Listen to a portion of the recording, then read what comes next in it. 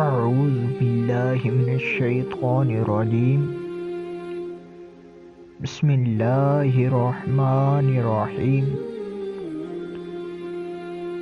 In the name of Allah, most gracious and most merciful. It is reported from Huzaifa that news reached him, the Holy Prophet, that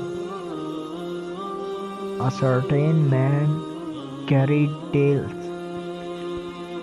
Upon this, Huzaifa remarked, I heard Allah's Messenger, peace be upon him, saying, the tail bearer shall not enter paradise.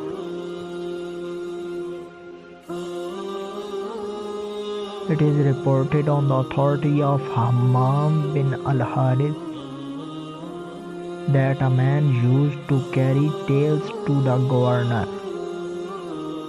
We were sitting in the mosque.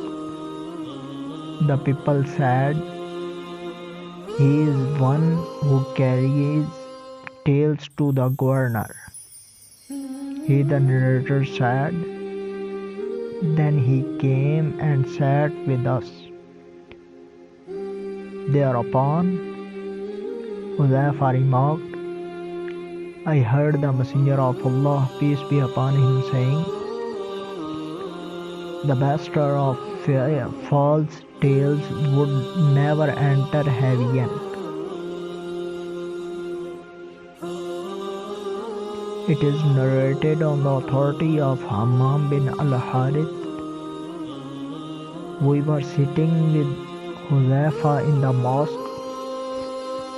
A man came and sat along with us. It was said to Huzaifa that he was the man who carried tails to the ruler. Huzaifa remarked, with the intention of conveying to him,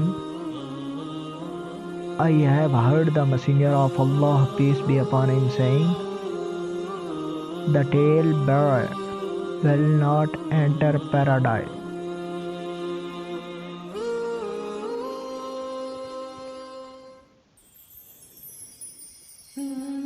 Shiban بن فروخ، عبداللہ بن محمد بن اسما وبہی،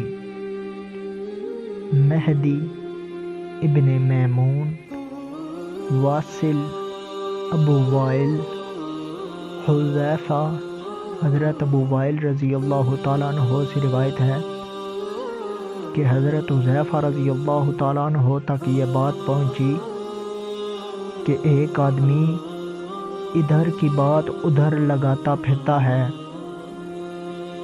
تو حضرت حذیفہ نے فرمایا کہ میں نے رسول اللہ صلی اللہ علیہ وسلم کو یہ فرماتے ہوئے سنا کہ چغل خور جنت میں داخل نہیں کیا جائے گا۔